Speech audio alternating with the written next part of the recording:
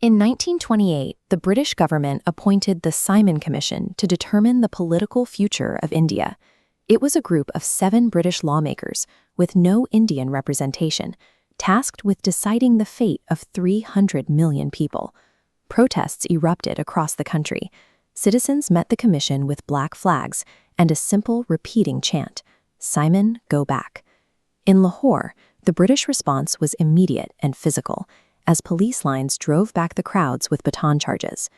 During the Lahore demonstration, the local police superintendent ordered his men to target the protest's leader, 63-year-old Lala Lajpat Rai. Rai was struck repeatedly in the chest and head. He died from the complications of those injuries less than 3 weeks later. This event fundamentally shifted the trajectory for a student named Bhagat Singh. He and his comrades in the Hindustan Socialist Republican Association decided that the officer responsible for the beating had to be held accountable through the same violence he had authorized. The government's use of force against peaceful leaders like Rai destroyed any reason for negotiation.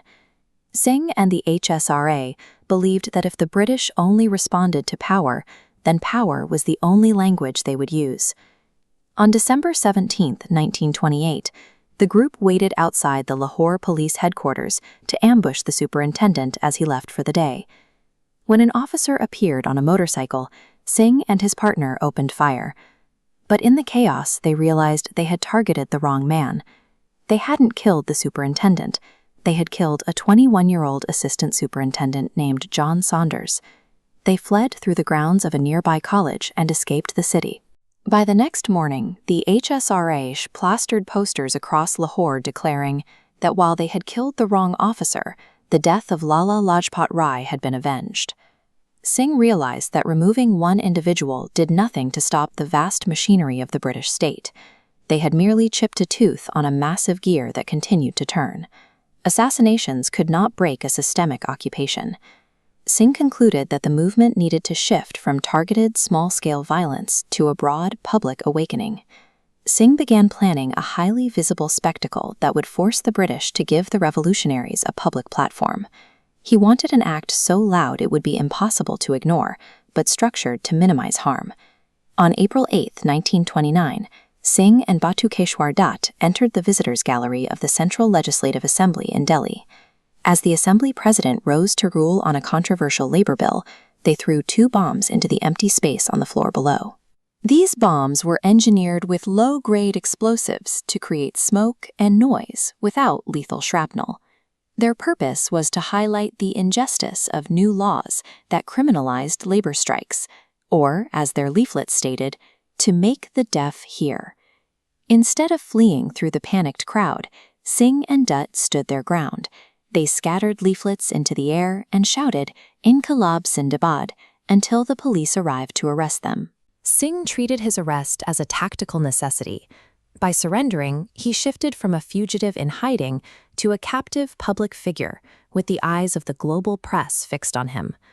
Singh used the trial as a platform to publish the HSRA's manifesto. He turned the courtroom into a stage where he could articulate a vision of an independent, socialist India to a national audience.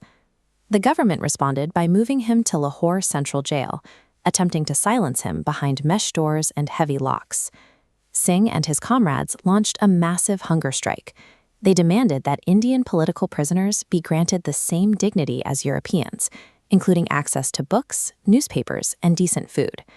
The British attempted to break the strike through forced feeding, but the prisoners resisted for months.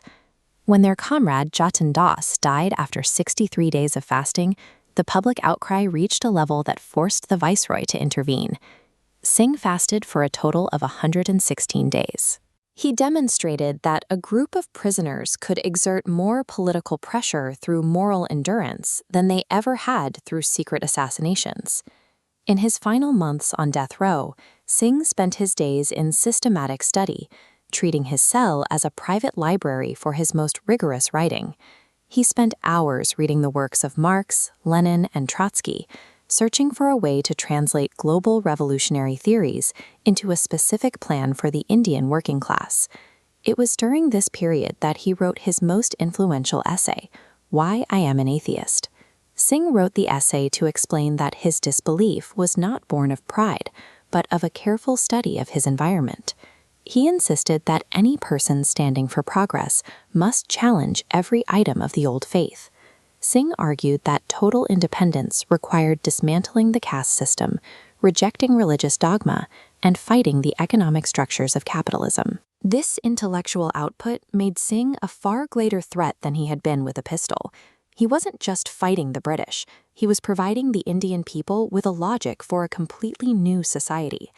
On March 23, 1931, the British government hanged Singh, Rajguru, and Sukhdev. To prevent a public uprising at the gallows, they moved the execution forward by 11 hours, carrying it out in the evening instead of the following morning. Under the cover of night, authorities secretly removed the bodies, burned them, and threw the ashes into the Sutlej River to ensure no grave could serve as a site for national gathering. The effort to erase him failed. When the news spread, millions of people took to the streets. Singh's essays were smuggled out of prison and published across the country, becoming a primary text for the next generation of independence fighters. Bhagat Singh died at 23, but the blueprint he left in prison outlasted the empire he fought. He demonstrated that while the state can end a life, it has no power over a well-reasoned argument for a better world.